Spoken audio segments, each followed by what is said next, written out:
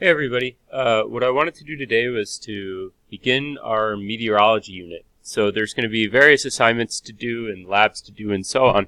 But what I'm trying to do is have the class notes posted and available for you on YouTube and through Google Classroom. And then you can review them, watch them as many times as you want, go back and look at them as many times as you need to understand the concepts. One of the things that's challenging with meteorology is a lot of people think it's very simple, but it actually begins to get kind of complicated. So why don't we just jump into it, and we're going to begin with, well, what is weather anyway? Of course we know what weather is. We think about the weather every day. Might not seem like it. Most of you probably don't check the weather forecasts, but you probably think about what you're going to wear in the morning, whether or not you need a jacket, and so on. We can define weather as the state of the atmosphere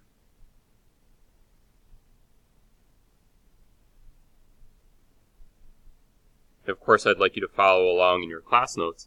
The state of the atmosphere for a location at a given time. Very basic, but important. A lot of people don't really think about, well, why do we have weather in the first place? What's the cause of our weather? Why do we have it? It really goes back to uneven heating of the Earth's surface. We know that Earth is, of course, round. It's a sphere, an oblate sphere. We talked about that back in September. And because of the rays of light being parallel to one another, this is what we call parallax. We also did this back in September, all the way back at the beginning of the school year. Because of parallax, the rays of light reaching our surface are parallel to each other. And this again goes back to the sun being very far away. The sun is far away, and Earth is a relatively small object as far as astronomy goes. So the rays of light are parallel to each other. Near the equator, the rays are going to be direct, meaning reaching Earth's surface at a 90-degree angle. But because of Earth's surface being a curve, as we get towards the poles, the same amount of light is effectively coming in on an angle. And it's not that the rays of light are coming in at an angle, but they're coming or approaching Earth's surface at an angle because of the curve. And because of this, at the poles, we have less direct light. But we have a weather system on our planet because we have energy from the sun. We have seasons because of Earth's tilt. And we have this uneven heating. Part of the Earth is heated more than others. And it's that uneven heating that really drives our weather system. If Earth were flat and heated evenly, we would have less of a variety of weather. But because some places are heated more and some places are heated less, we just have a tremendous variation in the weather, driven by this uneven heating. If we look at it another way, near the equator, you say a low latitude would be a place near the equator, the sun's rays are more direct. But as we get into higher latitudes, the same amount of light is getting spread out. And again, it's not so much that the light is coming in at a different angle, it's that the Earth's surface is at a different angle.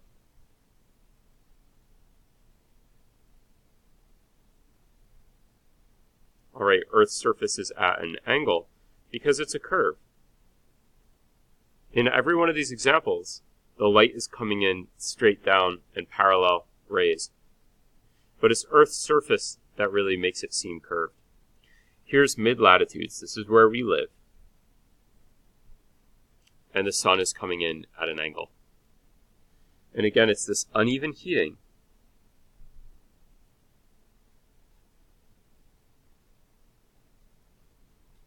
that causes us to have an infinite variety of weather.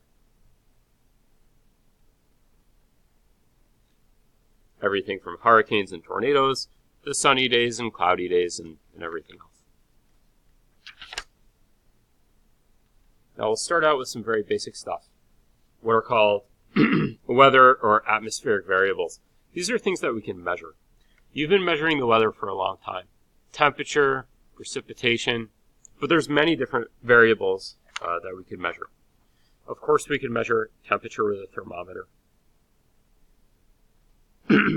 Very basic weather variable. Important though. You can't really talk about the weather without talking about the temperature. We can measure the wind, and we can measure the wind speed, and we can measure its direction. We can measure moisture in the atmosphere, water vapor in the air, liquid water in the form of rain, ice crystals in the form of snow. So moisture would include precipitation and humidity. That invisible water vapor in the air causes dry skin in the wintertime, makes us feel really sticky and uncomfortable in the summertime sometimes. And another variable that we can measure is air pressure. Those are 4 basic variables that we can measure about the weather and the atmosphere. So let's take a look at some basic weather tools. Well, we can measure temperature with a thermometer, and there are many, many different types of thermometers, but they all essentially work the same way, as you know. We can measure wind speed, and there's lots of different tools for that. Here's a really simple, basic one. And this is a tool that we could use for measuring wind speed. It's this kind of plastic box with numbers on it. And it says wind meter up in the top right.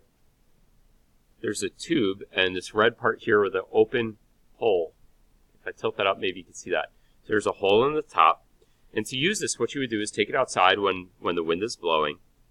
And as the wind blows open or over that little hole in the top, what it's basically going to do is suck up this little plastic white bead. And the little white bead is going to go up some amount.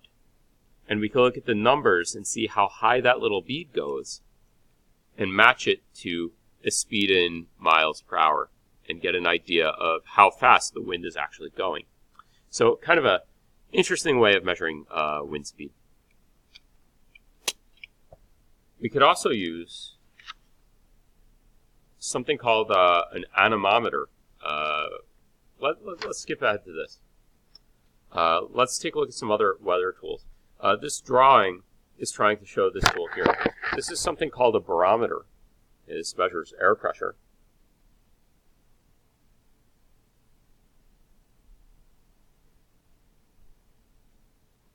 And if we look at the barometer carefully, there are different units for measuring air pressure. Most of the time in this class, you're going to be using millibar. You can see that there, M-bar. That's the inner set of numbers on the dial. The outer set of numbers is something called millimeters of mercury. That's a way of measuring air pressure too. A little less common. We're not going to be using it that much. To actually measure the air pressure, what you would do is there's this brass wheel on here, and you can turn it, and we can move this little brass dial around. So we can turn that whichever way we want. There is a black needle on here, and that's your air pressure reading. So I can see that right now, today it's a sunny day outside when I happen to be doing this, and it looks like it's maybe about 1,004, 1,005 millibar. That's pretty normal for our area. Now, to figure out what the air pressure is, we just read the black needle like I just did. But what's more useful for studying the weather is knowing how air pressure changes. So what I'm going to do is turn this wheel and put the brass needle or a dial on top of the black one. And we'll leave it like that. I'll leave it alone. And in a few hours, we'll probably see that black needle move. The brass needle is basically just a placeholder. It stays in the same spot, and it just keeps track of where the air pressure was. If the air pressure increases, that means that the weather is improving.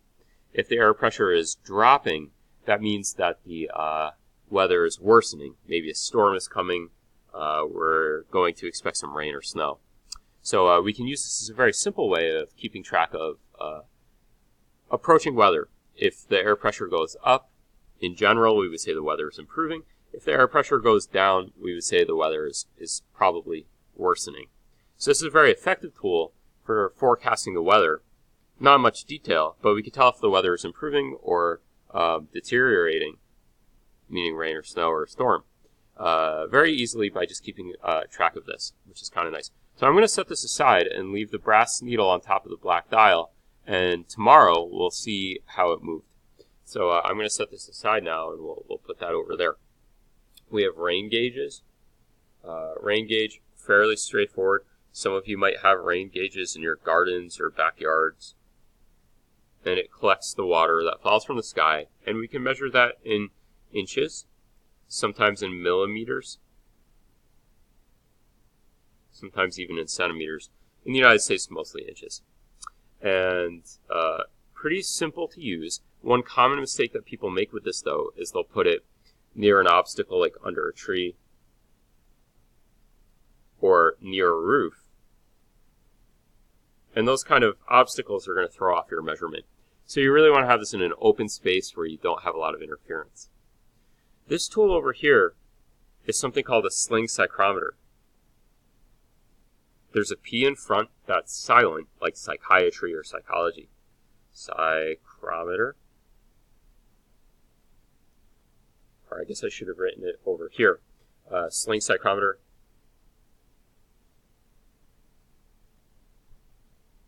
And this is used for measuring humidity. And I think I'll go over how to use this tool in a separate video. So I'll make a shorter, like maybe 5-minute video on how to use the sling psychrometer, and I'll post that in Google Classroom too. We have tools to measure the wind speed. We have a wind vane, or weather vane, for measuring wind speed, or wind direction rather. Wind direction. If you happen to be sitting next to the windows, or I'm sure you've all noticed, there's a weather station on the roof of the school, over the art room. I put that weather station on the roof a few years ago, and on top of it you see something like this with spinning cups. These cups catch the wind and measure the wind speed. That's a tool called an anemometer. And on my desk right up front is a computerized display showing all of the measurements that weather station is taking in real time. And also, if you happen to go, and I'll make a note of this here, if you happen to go to the Weather Underground website, Weather Underground, I think it's wonderground.com, and if you type in the zip code for Goshen, 10924, you'll get the data from that station as it collects it anywhere you have internet access, which is kind of cool. And then, of course, we have thermometers for measuring temperature. Now, I'm going to stop this video here, but I'm going to make another one on the sling psychrometer and how to use it to measure humidity right now. So I'm going to do this in a separate video, and I'll post that in just a few minutes.